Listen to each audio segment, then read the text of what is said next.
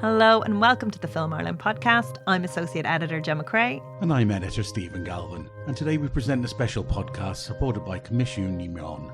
We are delighted to welcome Patrick Willems to this week's podcast. He's a filmmaker with a surreal feature film under his belt and a short on the way, and he's best known for his critical analysis and YouTube videos about film. He'll be interviewed by Film Ireland contributor Dale Kearney. Dale is the film editor for Post Burnout. He's recently graduated from Trinity College Dublin with a Masters in Screenwriting and has just completed a short film which premiered last month at Underground Cinema.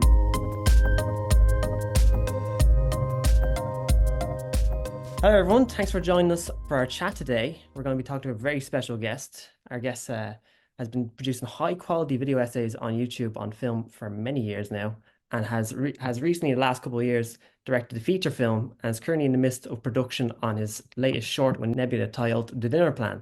Patrick, thanks for joining us today. Thank you so much for having me. Pleasure to be here.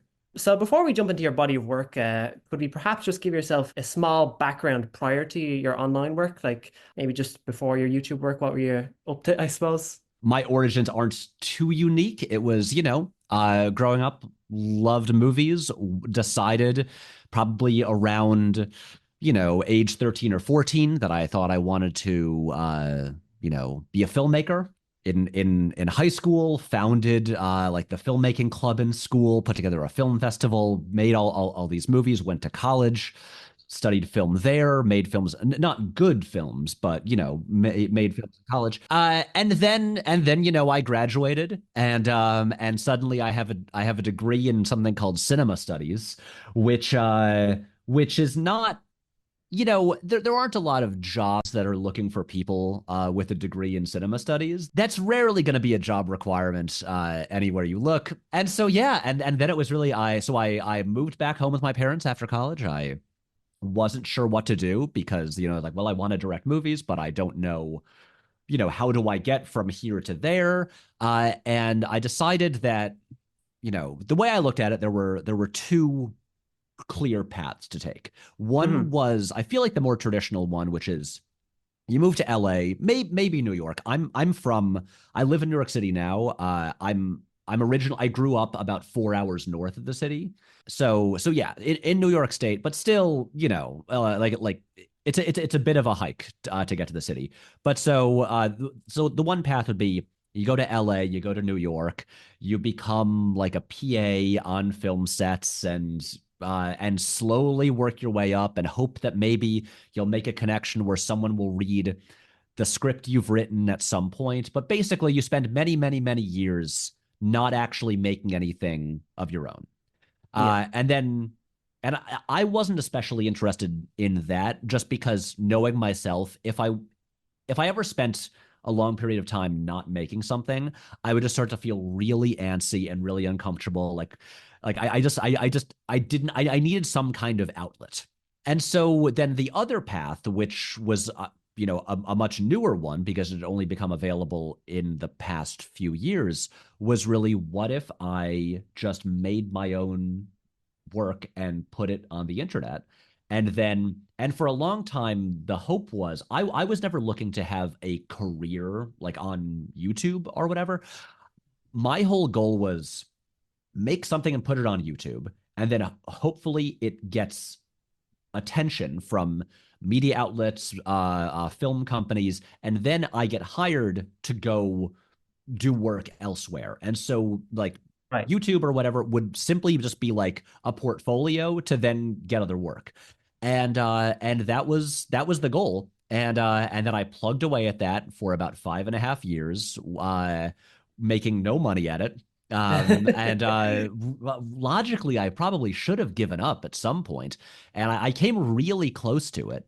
Along the way, there would sometimes be like an individual video that would really take off, and this meant something. Like, this doesn't really mean anything now, but like back in 2014 or 15, something like going viral was a bit more significant. So occasionally I'd have a video like that, but it would be an isolated incident. It would never lead to like the channel itself growing or like the overall audience growing. People would watch that one and nothing else.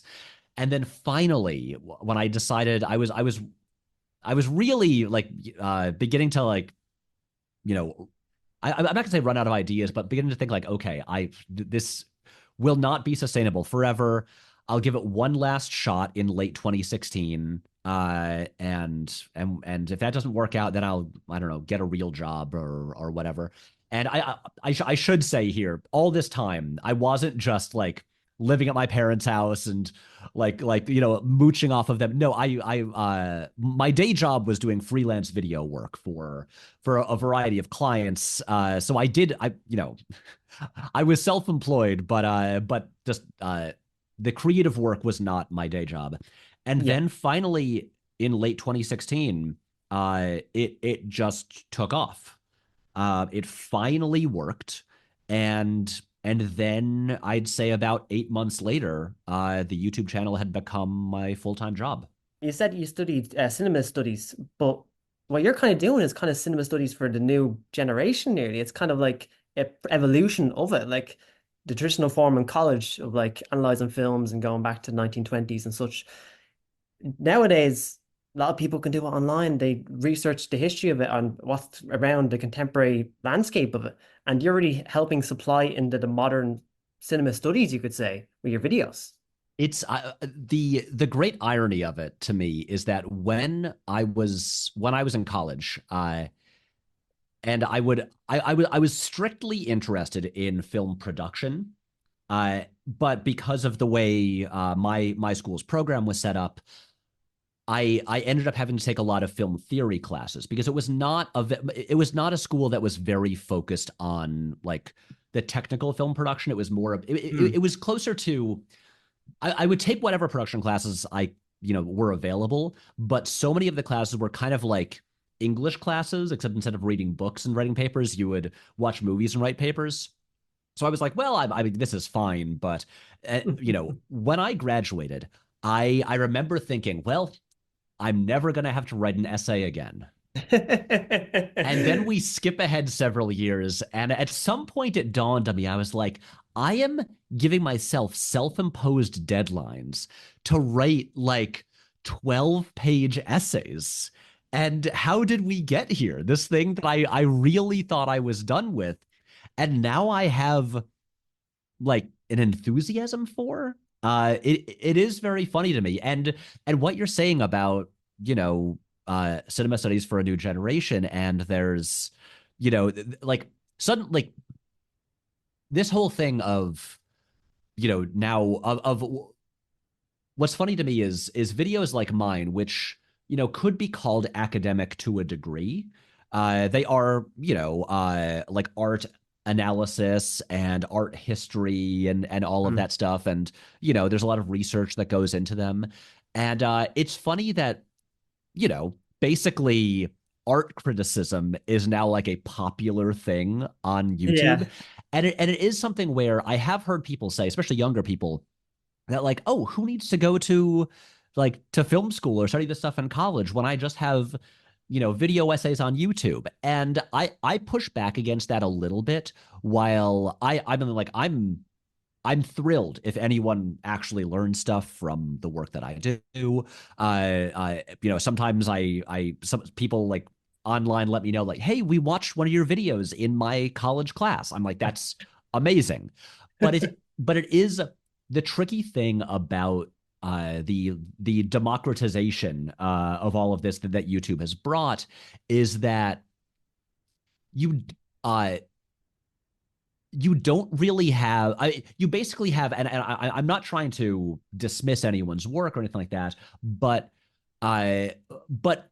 it's easy to have a video essay made by, let's say, a 17-year-old who bought a Blue Yeti microphone and watched a lot of Every Frame a Painting videos and like learned how to replicate that style, so it looks kind of legit, but they just don't have like the experience or the education to really like say anything unique.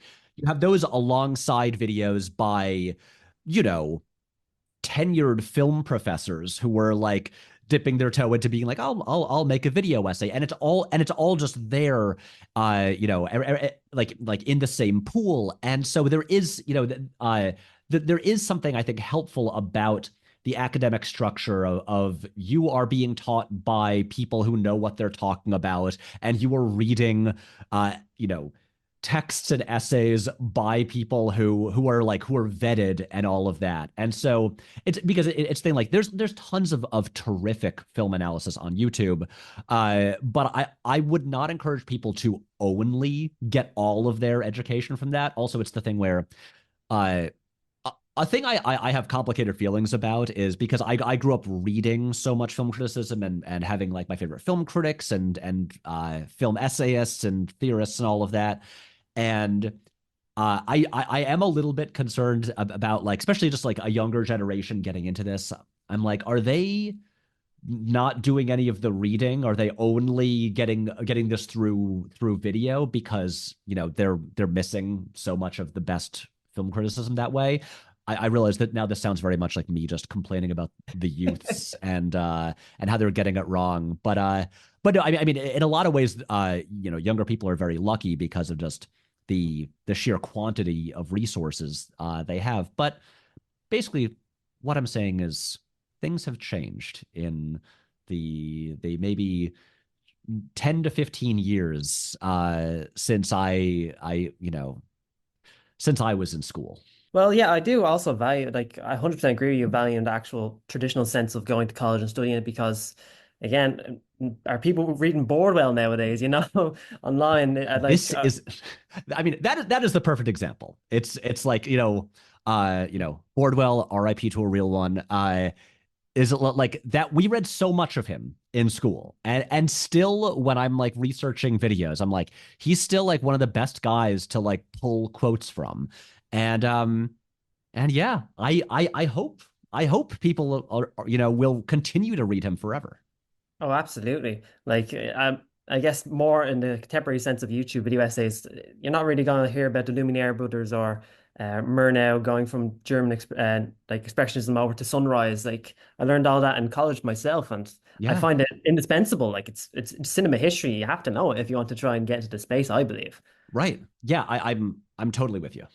And just in terms of your videos, you have an interesting path into feature film because with your videos, you've taken a different approach from the traditional video essays of like, there's footage on the screen, we're going to go voiceover, and there's a script. But a few years back, you introduced 5 minute little small story segments in between the video essays. And over time, it went into a full-on storyline and then it culminated into a full-on feature film. Could you talk about that a bit more? Because that's a very unique way for a feature film to come into existence. It is. It's a really strange one. I mean, the simple explanation is that the first about 5.5 years of the channel's existence, I wasn't making video essays. They were all, you know, like usually 2 to 5 minute long narrative shorts, where, you know, they were all basically like little silly little short films, and where I could just like experiment with different things, try, just like try a new idea each time, and it was really fun. And then, you know, the channel really took off when I did my first video essay, which I kind of got lucky the first time out the gate, and that one blew up.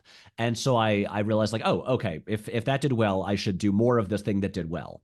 And when I did the very first video essay, because I thought it would be a one-off experiment, I just used what to me was the format of video essays, the every frame a painting or nerd writer style, which is, and this is, I mean, it's not like, I'm not dismissing the style. It fundamentally works. There's a reason that it became like the standard, which is, you know, you have your script, which is, you know, read as voiceover. You have movie clips over all of it. There's generally no additional footage that's shot because, you know, you're discussing a visual medium.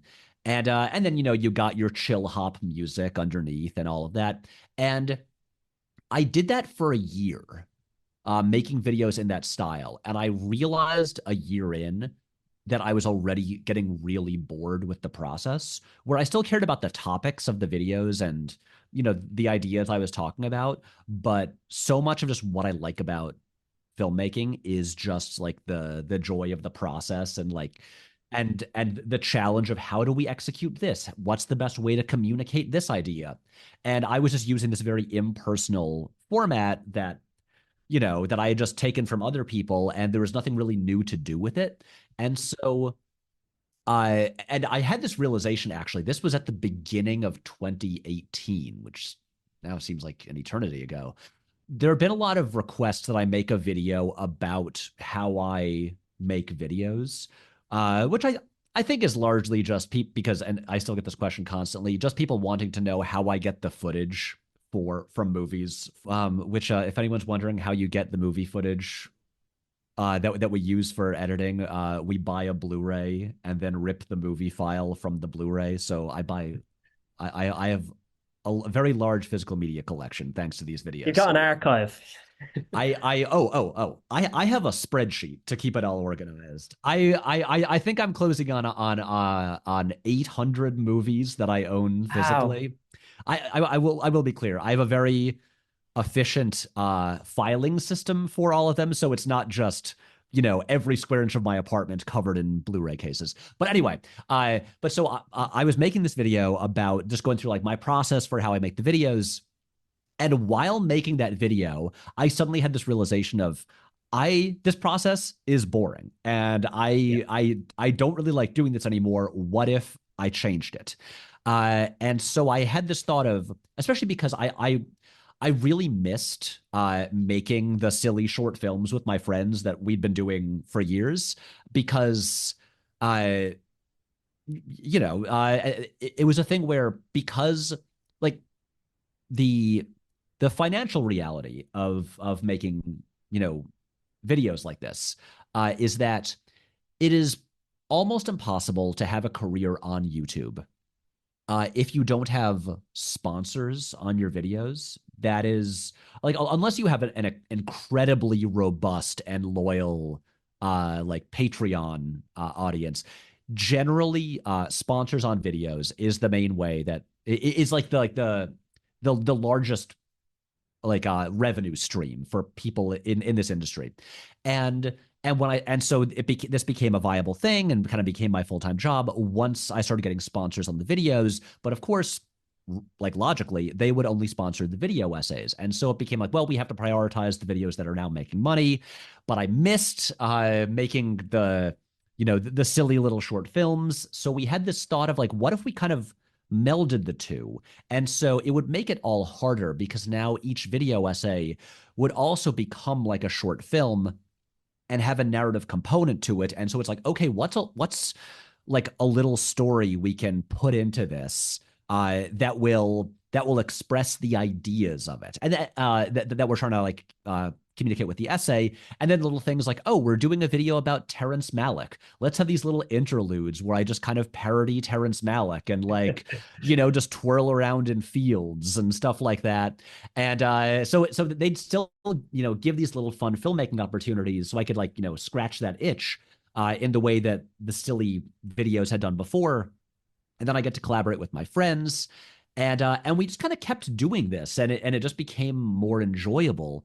And then as it went on, and it also just became a thing where, like, I want to be very clear. I don't like acting. I have never had any interest in acting or being in front of the camera.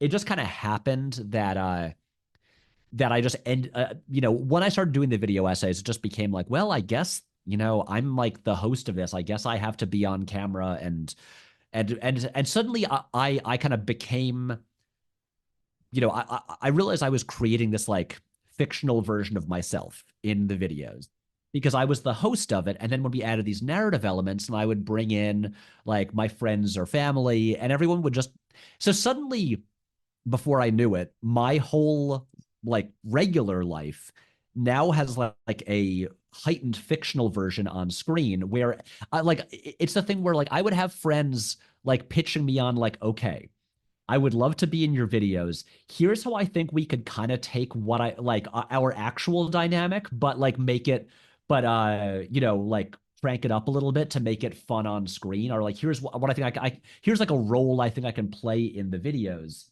And so so yeah, suddenly, my parents are in the videos, and the audience. I mean, my parents are way more fun than I am, and so the audience loved them, and then like my friends are in there, and we had this thing. It was never we never went into it with like a deliberate plan. It just kind of grew organically, and then at the end of 2019, we had this thought because I'm uh, in the same way that I got bored doing video essays like the traditional way, I was also just I don't like repeating myself, and so I'm always kind of like looking for a new way to make things more difficult, just so that I have like some new challenge to deal with. And so I noticed that people, I don't know who, but people were putting all of the videos that we made on IMDb, and they had it on IMDb listed as a TV series called Patrick H. Willems Video Essays, and they were listing each year of videos as a separate season. And so in late 2019, I was looking at this and I was like, hey, for the last video of the year, let's just call it the season finale because people are already doing that. And then we did that. And then, and usually I take about a month off, like starting at Christmas. And I was talking to my friends that I would work with, and I was like, what if for the next year, what if we like really like ran with the whole season idea and tried to just have an overarching storyline run through all of the videos for the whole year. And it just as like a fun new challenge, like to see if that'll work, if we can like somehow fit it into whatever the videos will be. And then we kicked around some ideas, and then I was on a trip to Mexico in January 2020, right when we had no idea what was going to happen. Just a couple months later, I was there with a bunch of people, and including Dave Wiskus, who's the CEO of Nebula, the streaming platform that I'm very heavily involved with. And I started to, I think, while just like pounding margaritas, just like, day in and day out. Exactly. That's how you get all your best ideas. And I suddenly like had this idea for what the full overarching story could be. And then Dave, sitting next to me, just casually threw out like, oh yeah, and then you can do a season finale and it'll be like a short film, and we'll give you a budget for it and it can go on Nebula. And I was like, great, cool, this all sounds good. And then this story is already long, but I'll make the next part short. And then even despite 2020 becoming a much different year than anyone foresaw, our very stupid little like running storyline worked out better than we expected, and people got on board with it. And then when the short film season finale, when we realized that we had so much material to pay off, it ballooned into a feature film, that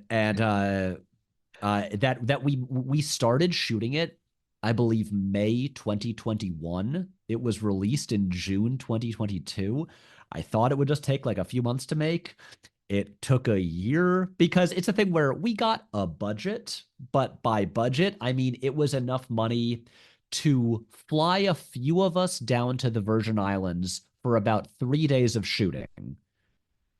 And then I was able to pay my friends. But like, I'll put it this way. I put $9,000 of my own money into the movie. It's like, it was just a thing where it's like, well, this thing, it's just like, we're far enough into it. Like, we've got to finish it. Like, and like, we didn't expect that it was gonna take this long or be this complicated, but so much of it was made with absolutely no crew, with just me doing everything. I don't want to steal credit. We did have like wonderful people working on this, but it's the kind of thing where I would say the majority of scenes were shot without even like a boom mic operator. Uh, just the microphone on a mic stand. So, we were short staffed. And then it ended up being this strange thing where it's like I've technically made a feature film, but Absolutely. also it is a feature film that requires watching about a year and a half's worth of YouTube videos to understand.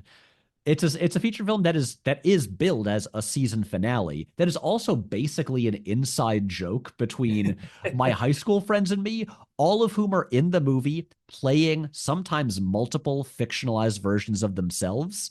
So it's the kind of thing where I'm like, I am extremely proud that we just made the movie because it was so just like logistically, it was incredibly hard to do with such limited resources. But I also fully recognize that it is not a film that you can really just like hand to someone and be like, hey, watch my movie, because they'll look at it and go, what is this? Why do I understand none of this? So yeah. Anyway, that's why the thing I'm making now is much more accessible and meant to be viewed by people who, you don't need to watch anything going into it. That's what I was actually going to ask about that. Like when you were making or in the midst of production on this short film, were you thinking about your current audience in mind, or are you thinking about a more broader audience who wouldn't know who you are and say, can they jump into it and just watch it without having to know anything beforehand? Was that something that you're thinking before making it? Yes. Well, the dinner plan, this new short film, we start production on it in a little under 3 weeks. Oh, very exciting. Yes, we are in intense pre-production. We're currently filling out the final roles of the cast. As I've learned with short films, usually the casting is pretty much always happens in like the month before production. Yeah. Yeah. Because it's like, when do actors have like, a 5-day opening in their schedule so they can hop into something? But yeah, but the thing is, even before Night of the Coconut came up, my plan always was make some kind of short film that is like a self-contained standalone thing. That just that requires that has no connection to my existing videos or existing work, that can just I mean, it's sort of the cliche filmmaker thing of like, oh, you've got to make your calling card short film. Which is and then the funny thing about that is that short films in most cases are a waste of money because no one watches short films. It's hard to get profitability on them. Yeah. It is. It's the thing outside of the short film that plays before a Pixar movie, when does your average person ever watch a short film? They don't. Them. Even at film festivals, most people do not attend like the short film blocks. Mm-hmm. And so, but that said, it's just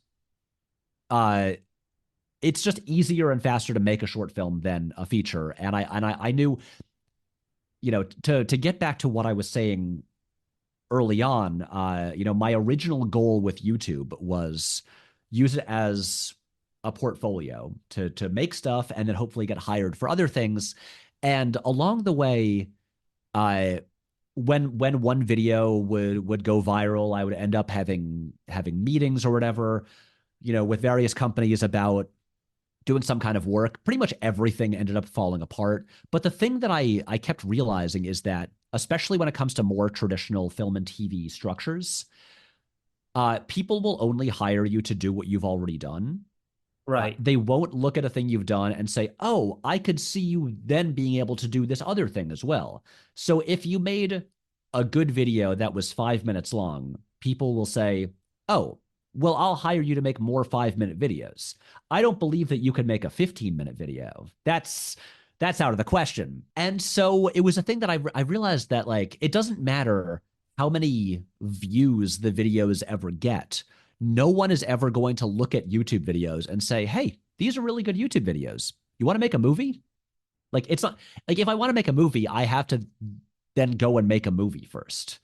So the plan was always make a short film, just to have, and not even as like a proof of concept for a short that I want to expand into a feature, but simply just like, because this short that we're making, there is no feature version of this. This only works as this, like in this version. But the goal was just make a short contained thing that you could hand to someone and say, here is what I'm capable of doing. Here's a fun, entertaining 30-minute film. And then luckily, with the structure that Nebula has, where it's so tied to, the maybe, I think we're close to 200 creators on there who are mostly in the kind of like video essay-ish space, where because all of our regular videos are on there and we're promoting it all the time, that because the short film will be at some point in 2025 will be released on this platform, I will be promoting it in all of my videos. And so, and then other people will also be promoting this film. And so we'll be directing all these people to go to Nebula to watch this, which means that, way more people will end up seeing this than see your average short film. So this is kind of like one of the only scenarios in which short films are actually like viable, like commercially, because people will actually sign up to watch it because I have that existing relationship with my audience. And so I feel, but yes, to get back to your original question, I'm just talking in circles now, but I'm gonna connect it all. But yeah, I knew that Night of the Coconut, as much as it was fun to do, was never going to really do anything for my career because it was aimed at such a niche audience. And so the plan was always make something that is just totally accessible, where you don't need to know who I am at all. You don't need to have any familiarity with the work I've done. This is a completely self-contained thing that I just think is going to be a good, really fun movie. Yeah. And there's a different approach because, usually people work their ways up to feature films, but you're kind of working down to a short film nearly. Right. And you've worked with like your friends and family on your feature. Is it the same type of crew that you've been working with for the short, or has it been outsourced? There's a few people. Okay. It is the writers on this. I wrote it with Jacob Torpy and Michael Curran, who are friends of mine from high school, who they were also the writers on Night of the Coconut. They write on every video I make. We have a very good just rapport, and we work really well together. And so I'm still working with the same writing team. Brian Matolius, my genius composer, who did the score for Night of the Coconut, who works on every video I make. Really good composer, really good.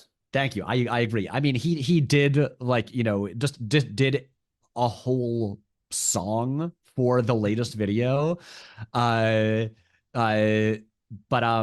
he did kind of like a like synth pop cover of a country song from a 1973 Lee Marvin movie. So he will be doing the music, but I'll put it this way. The crew on set most days of Night of the Coconut was maybe maximum 2 people. And the crew for the dinner plan is going to be about 40 people. Wow, that's a big jump. Yes. So that means I will not be the DP. Our DP is Valentina V. I will this will actually be the first thing I've ever made where I'm not the editor. Oh, really? Yeah. Okay. It's a thing where on the regular videos, I have a co-editor, Ryan Alva, who he edits the essay portions. Our system is I send him the essays, he edits the essays while I edit the other stuff, like any narrative things. And then when he finishes the essay portions, I do my pass over what he did. But as far as like narrative things, no one but me has ever edited anything I've ever made.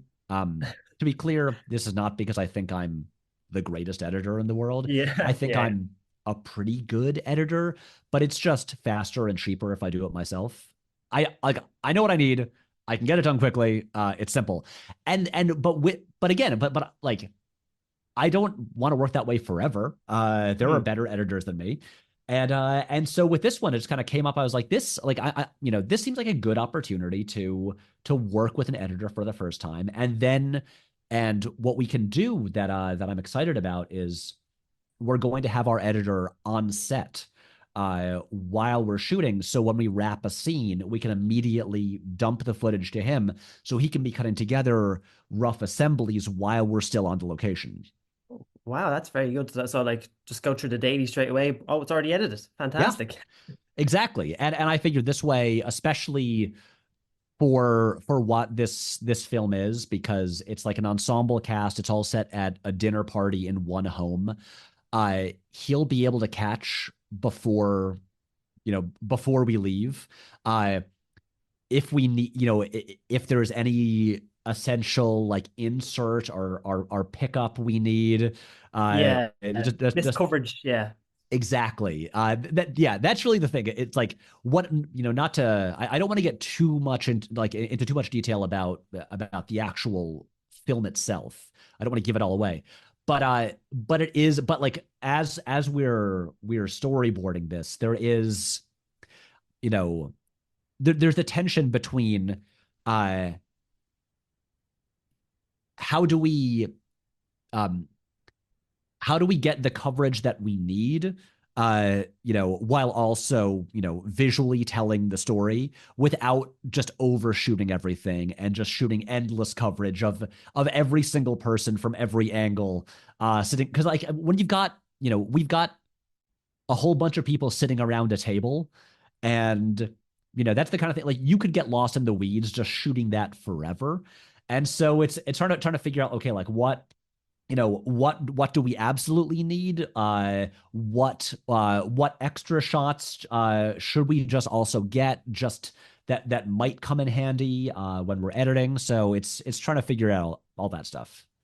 I will say shout out to our producers. I was really asking for an additional half day, and I was like, guys, we got a lot of shots on there, and they were able to make it happen and accommodate me, which I really appreciate. So yeah, I'm excited about it. that's brilliant. And you're in the pre-production on that currently, but you're also still working on your video essay work. And I was wondering how you juggle them like together, like because there are two different worlds nearly. Like, all right, now I have to write an essay here. Okay, well, what's the cast looking like on that day? How do you put the two worlds together? Uh, it's exhausting. I can imagine.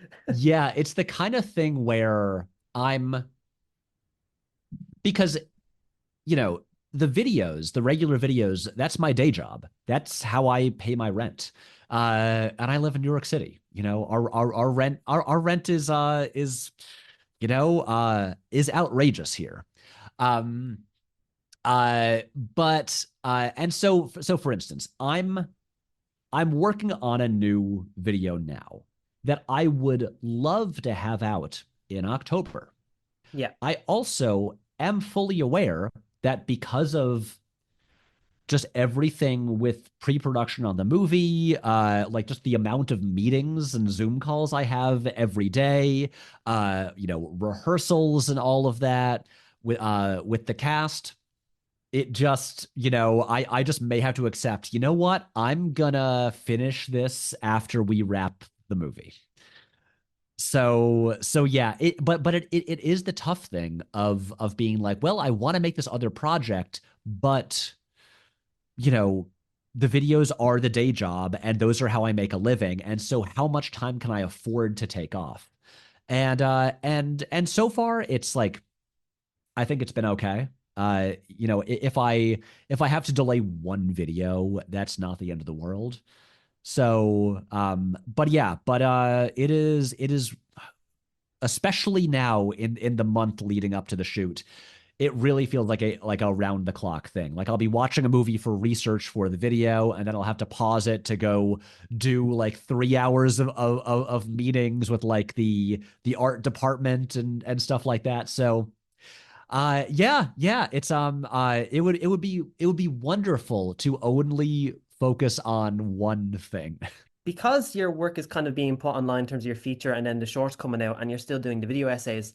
Here at Filmar, we're kind of filmmakers commenting on filmmakers. So the way we approach things is very much appraisal and lifting up the best of Irish films. And earlier this year, there was actually another YouTuber, Chris Stuckman, you probably heard about. Of He had a course. thing where he is now he's in the director seat himself with his own film, and he kind of wants to take a step back in criticism, saying, "I don't want to talk about negative things. I kind of want to show the good stuff, show the stuff I love, passionate, 100% the right way to do it." Because it's kind of you're talking about your kind of contemporaries there, nearly. So has you working on your feature and also the short kind of changed the way you approach your video essays and how you talk about certain topics, or is it still business as usual? Um, it is. Uh, I don't think it's changed it to a large degree, but I've definitely become more conscious of certain things. Where I mean, if you watch my videos, it's pretty clear that as much as especially like uh film discourse on YouTube loves to lean hyperbolically negative. Yeah, because that's where Uh, all the views are kind of coming from. People who click on negativity. exactly. And I obviously and one of the downsides to being to talking about movies on YouTube for a living is that uh people like me I feel like we're always trying to distance ourselves from the many people who just like have videos about like you know uh like woke Disney destroying Star Wars or whatever, and which will have like 10 million views, and then will just be like just like garbage nonsense.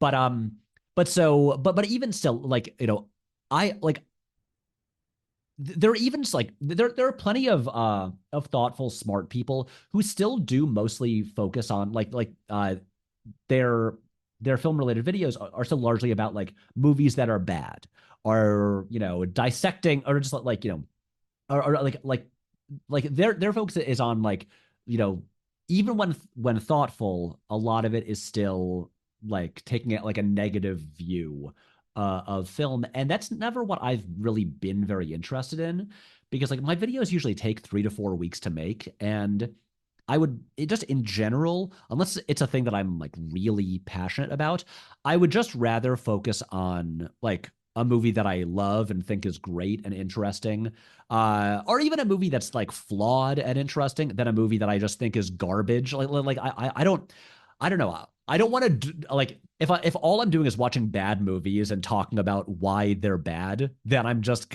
gonna get burnt out really fast. And so that's not really what I do. But I will say, as I'm just thinking ahead to like, oh, okay, you know should this all work out, and the goal is to like do more and more work in the like actual film industry, rather than just kind of like being outside of it commenting on it. Like I earlier this year I made the I mean, it was not a tough decision, but it seems to have been oddly controversial to stop giving star ratings on Letterboxd. Right. A very odd one to be controversial, isn't it? Yeah, and that was just a thing where my reasoning behind that was quite simply like, oh, if I just what if I become friends with some person and then they happen to just like go to Letterboxd and they're like, oh, Patrick gave my movie 2 stars. Oh, now that's just gonna like make a weird dynamic. And I'm Yeah, that like, is very awkward. yeah, I was like, what if I just avoided all of that and just didn't give a star rating? Uh, and that said, every single time I post on Letterboxd, the comments are all just like, why did you stop giving star ratings? Give star ratings again. I miss it when you gave star ratings. I'm like, what? Why do you care that much? What some person you've never met, how many stars out of 5 he thought a movie deserved? it's meaningless to me. But yeah, that was, but it was like I didn't have any awkward encounters. I was just like, just Future proofing, really. just exactly future proofing. And so that was really it. And occasionally I haven't like erased any or like crossed out any video ideas because I'm like, oh, this might, be an issue with the future career. But I did, but it is just a thing that I'm aware of. I'm just like, would it be like how bad would it be to like, for instance, it's very easy and often fun in videos to talk about David Zaslav as just like some like evil supervillain. Because everything the guy does and just the way he presents himself, just it invites it. So And maniacal, nearly. Yeah. exactly. And it's the kind of thing where I do wonder, I'm like, as much as I'm like jokey about it, like him, I'm not too worried about, but I'm like, you know, I'm not usually like going after people really hard. But it's now I feel like I'm just talking in circles. But yeah, but it is a thing. Like I will say, I haven't changed anything I've done in videos because of the perception of like, oh, will this hurt my career? But it is something that I'm just a little bit more conscious of it. Just the thought of like, would this be an issue? But usually what I just come back to is I'm not doing anything especially incendiary are inflammatory in the videos. And so in general, I don't think I'm going to shoot myself in the foot and like torch my career because of the videos. That said, I could be totally wrong, and for all I know, something I said in a video 3 years ago already has me blacklisted for the rest of my life. Wow, that's crazy. I don't know, probably not, but anything's possible. I don't know. People hold grudges. And I'll just ask you one last thing before I let you head off here. In terms of like analyzing all these films for your videos, have they helped you in prepping for directing anything like your short coming up? Like, have you ever thought like, oh, I have that video on, should I rewatch it to kind of top up again on the information, or has anything like that happened? Genuinely, yes. I mean, I wish I could pull more specific examples out. But I will say, when shot listing, this short, things that I have thought so much about are perspective, like a subjective versus objective perspective, and whose scene it is, and how to portray like a person's point of view, and then also just the geography of a scene, considering that we've got scenes with like a whole bunch of people, and who will be like And the moving. blocking, right? Exactly, all of that. And these are things that I know I've talked a bunch about in the videos. And as I was storyboarding it, I definitely thought, oh, good. I definitely have kind of like I unknowingly was training for this for years by like analyzing how to do this kind of thing. And so I feel like I am fairly well prepared now to just about like, okay, exactly like what things, whether it's lens choice or framing or camera movement or what, will pull off what we want to pull off. And so yeah, it's this is the thing. It's like I hope after we finish the short, and I know we'll have like whenever it's released, because we're hopefully going to do festivals with it before it's released on Nebula. But I know we'll have at least one behind the scenes like making of video, and I think it'll be fun in there if I could point to like, and here I'm using a technique that I talked about in this video, just to be like, see kids, it all helps. Making video essays actually does prepare you for real filmmaking. That brings a full circle moment how you left college like, I'm never doing them again, and then you start working into your job and it's like, hold on, now I'm looking back at the work I did now that I'd never thought I'd do again, and it's teaching me how to direct, basically producing yourself. That's really fascinating. Oh yeah. So it's coming up now. I would love to talk to you more, but we have to let you go. You're a busy man, clearly. So I just want to say thank you for joining us on this talk. Would love to pick your brains more, but this is our time. So thank you for joining us and taking time out to talk. It's been such a pleasure. And also I feel like I'm making all my family in Ireland very proud by being on the show. We'll ship a bag of Tato over or anything you need. That's all I ask. Brilliant. Well, thank you everyone for listening, and we'll catch you in the next one. Thank you again. So thank you so much, Dale and Patrick, for those fascinating insights, and thank you Coimisiún Meán for supporting this podcast. Make sure to like and subscribe on the platform of your choice, or follow our newsletter now on filmireland.ie.